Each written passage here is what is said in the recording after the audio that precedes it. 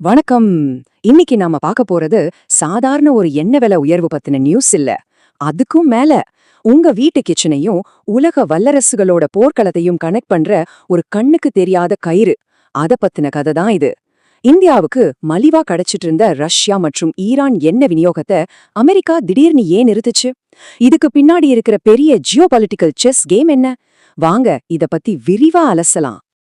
ஆமா, இந்த ஒரு கேள்விதான் இந்த முழு விளக்கத்தோட மையம். இந்தியாவோட பொருளாதாரத்தையே பாதிக்கிற இந்த திடீர் முடிவை அமெரிக்கா ஏன் எடுக்கணும்?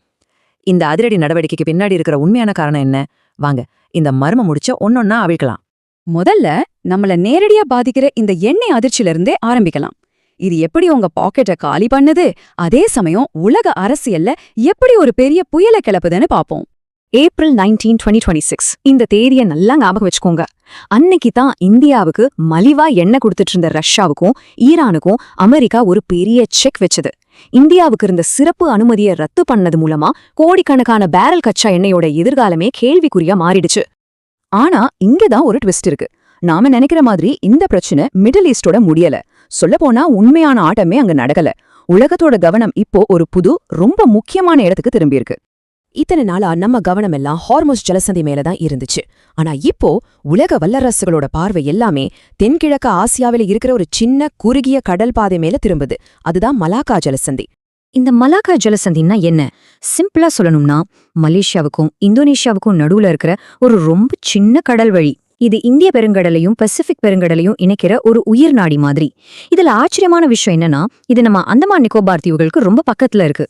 ஓகே, இப்போ இந்த புது போர்க்காலத்துல ஒரு பெரிய உலக வல்லரசோட மிகப்பெரிய பலவீனம் தான் இந்த மொத்த கேமையும் புரிஞ்சுக்கிறதுக்கான சாவி. அதுதான் சீனாவின் மலாக்கா சங்கடம்.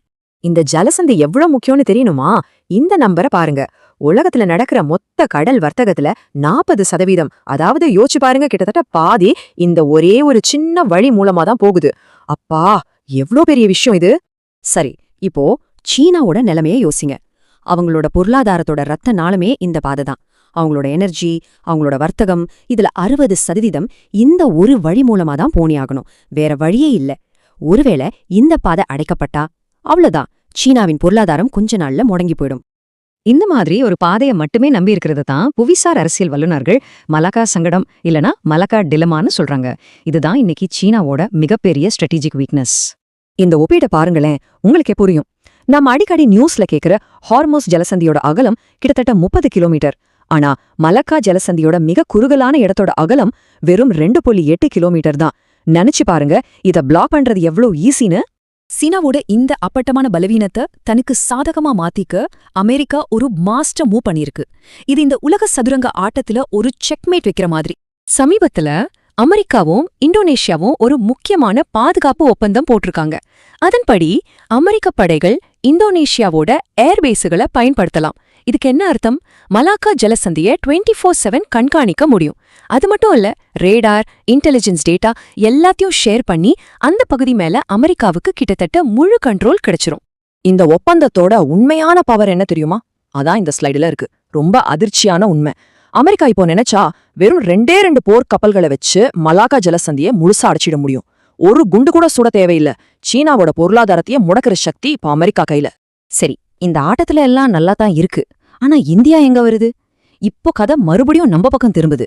இந்த புது உலக போட்டியில இந்தியா ரொம்ப முக்கியமான, ஆனா அதே சமயம் ரொம்ப சிக்கலான ஒரு இடத்துல நிக்குது. இது ஒரு கத்தி மேல நடக்கிற மாதிரி. இந்த டேபிள் பார்த்தா உங்களுக்கே புரியும். நம்ம நிலைமை 2 பக்கமும் கூர்மையான கத்தி மாதிரி. ஒரு பக்கம் நமக்கு வாய்ப்புகள் இருக்கு. மலக்காவுக்கு பக்கத்துல நம்ம அந்தமான் நிக்கோபார் தீவுகள் இருக்கிறது நமக்கு ஒரு பெரிய ஸ்ட்ராட்டஜிக் பலம். அமெரிக்காவோட ஒரு முக்கியமான பார்ட்னரா நம்மளோட முக்கியத்துவம் அதிகரிக்குது.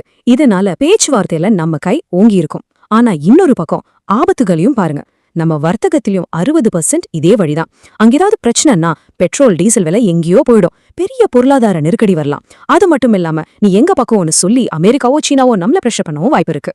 ஓகே, இப்போ எல்லாத்தையும் ஒன்னா சேர்த்து பார்க்கலாம். மலாக்கால நடக்கிற இந்த பெரிய ஆட்டத்துக்கும் இந்தியாவுக்கு வந்த எண்ணெய் தடைக்கும் என்ன சம்பந்தம்? நாம முதல்ல கேட்ட அந்த கேள்விக்கான விடை இங்கதான் இருக்கு. இது ரொம்ப சிம்பிளான ஒரு 4 ஸ்டெப் பிளான். ஸ்டெப் 1, அமெரிக்கா மலாக்காவை தன் கண்ட்ரோலுக்கு கொண்டு வந்துச்சு. ஸ்டெப் 2, அந்த பவரை வச்சு இந்தியா மாதிரி நட்பு நாடுகளுக்கு பிரஷர் கொடுக்குது. ஸ்டெப் 3, இதுக்கு என்ன காரணம் சொல்லுது? நீங்க ரஷ்யா கிட்ட இருந்து எண்ணெய் வாங்கி அவங்க போர் பண்றதுக்கு ஃபண்ட் பண்ணாதீங்க அப்படின்னு ஒரு நியாயத்தை சொல்லுது. ஸ்டெப் 4, இதோட நேரடி விளைவுதான் இந்தியாவுக்கு மலிவா கிடைச்சிட்டு இருந்த ரஷ்யா எண்ணெய் மேல விழுந்த தடை. இந்த பிரஷர்னால டென்ஷன் இன்னும் அதிகமாகுது. அமெரிக்காவோட இந்த மூவ்க்கு பதிலடி கொடுக்கற மாதிரி ஈரானிய தலைவர் மோசன் ரெசாய் இந்த மாதிரி ஒரு ஆக்ரெசிவான வார்னிங் கொடுத்திருக்காரு. அவர் என்ன சொல்றாருன்னா, அமெரிக்கா வீரர்கள் எங்க நாட்டுல கால் வச்சா நாங்க ஆயிரக்கணக்கான வீரர்களை பணைய கைதியா பிடிப்போம், அப்புறம் ஒருத்தருக்கு $1 பில்லியன் அமெரிக்கா கொடுக்க வேண்டியிருக்கும்னு சொல்லியிருக்காரு. இது சும்மா பேச்சில்ல, நிலைமை எவ்வளவு சீரியஸா இருக்குன்னு காட்டுது. சுருக்கமா சொல்லணும்னா நாம இப்போ பார்த்துட்டு இருக்கிறது ஒரு புதுவிதமான பனிப்போர்.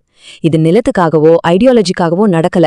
யார் உலகத்தோட முக்கியமான கடல் வழித்தடங்களை கட்டுப்படுத்துறாங்களோ அவங்க தான் அடுத்த சூப்பர் பவர். அதுக்கான போட்டி தான் இது.